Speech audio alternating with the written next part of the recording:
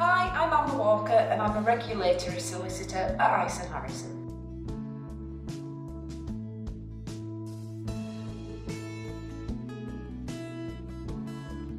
Prosecutions are usually brought by the Health and Safety Executive, although increasingly local authorities are also responsible.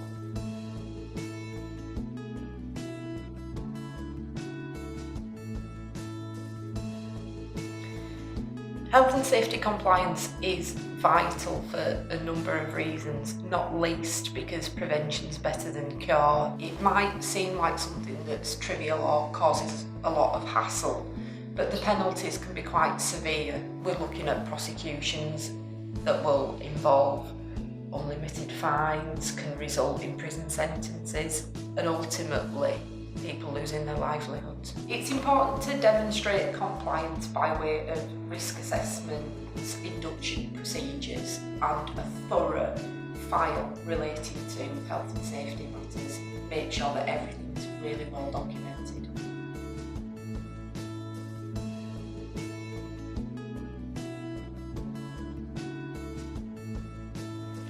There are some fundamentals that it's important to address, so you'll need proper risk assessments, induction procedures and a comprehensive health and safety file. If you're uncertain about any aspect of it, the best thing to do is get expert legal advice from the outset. You will need a comprehensive health and safety file, risk assessment, induction procedures, but if you're not sure about the content or you just want to run it past somebody who's got expertise in that area, then it can be money well spent.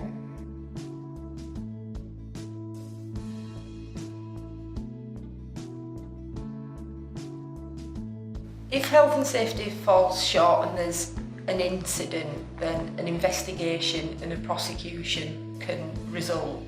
The penalties can be very severe. Lengthy prison sentences, unlimited fines.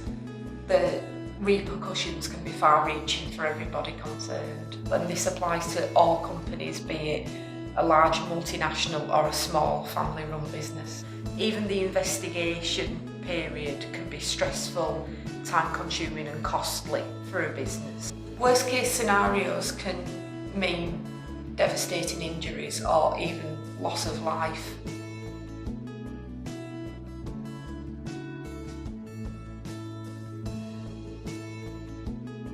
The Health and Safety Executive or the local authority might receive a report from a member of the public. That will often happen. Or they might just decide to do an on-the-spot inspection. If they think the health and safety compliance isn't being adhered to, then that's when the notices will be issued, and that's when they might decide there and then to launch an investigation.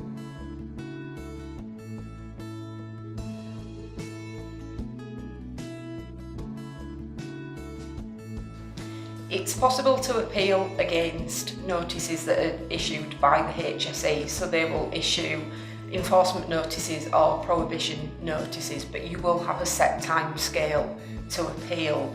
You can appeal the content of the notice or even just the notice being issued on its own, but you will be given a specified time limit, so it's important to act quickly.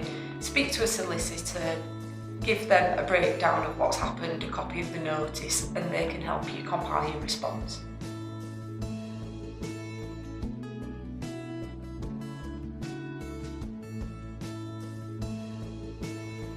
The Health and Safety Executive or the local authority will often issue an enforcement or a prohibition notice, and then if that isn't acted upon or it's not followed through, then they'll do a full investigation. Sometimes it's an investigation, an interview under caution, and then a prosecution. The prosecuting body will decide whether or not an interview under caution is necessary.